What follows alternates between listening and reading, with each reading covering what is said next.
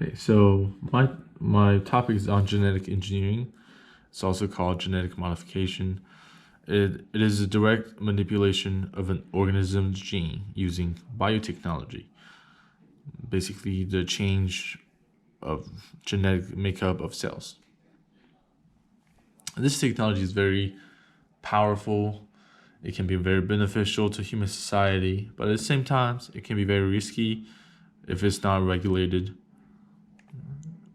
First, the biggest or the most common use of GMOs is in farming.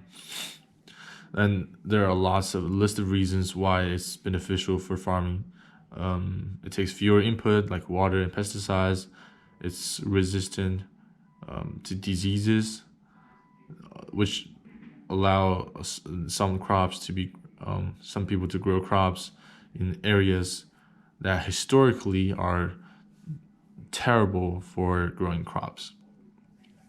And there are a list of benefits of using GMOs. However, people are still arguing that it is not it is it's not a good idea to consume GMO food. Many argues that there is a negative consequences in terms of health factors when it comes to GMO in food consumption. Although there aren't any scientific evidence to back up this argument, this is still a widespread opinion, and it leads to people, leads some people to think to choose other options that does not contain GMOs. What I want to talk to a little bit more is GMOs in terms of animals. So in terms of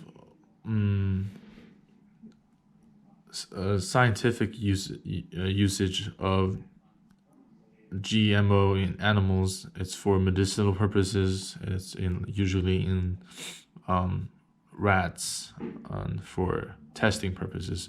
In livestock, it's usually for yield production, and when it comes to pets, it's for to open a market for exotic animals, for for just a market for these kind of animals.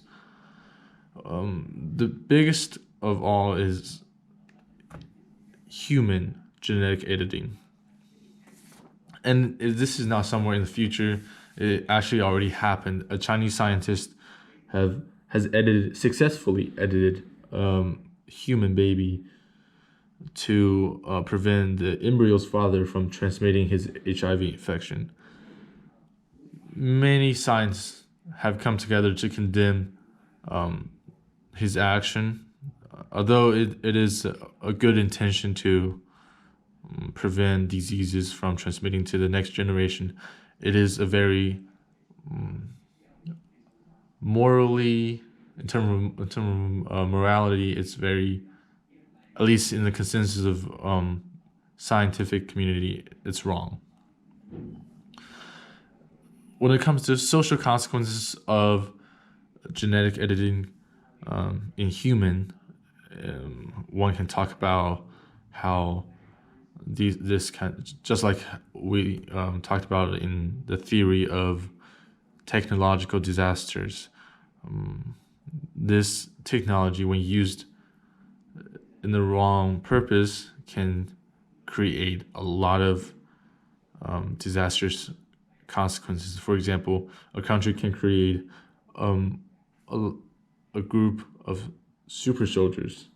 They can create high intelligent people in IT sectors, and these people, and using them as as a mere mean to get to where this country wants to go, or get to where the people who are controlling these people, controlling, who are in power, to reach their goal. So, like, when it comes to this kind of technology, it is very scary for the public, for the society, that how much more you can actually do with this technology in human, and what the consequences that come with that. So regulations, that's very important in food supplies. In GMOs, there's recently a new update when it comes to GMOs. It's mandatory for GMO labels to be put on your food. This is a huge step, although the details are not specifically targeted to have 100% GMO labeling. It is a correct positive step when it comes to regulations, and there are definitely more regulations that needed for genetic editing when it comes to human, because at this point there aren't any treaties, international treaties, or general publication regarding human genome editing.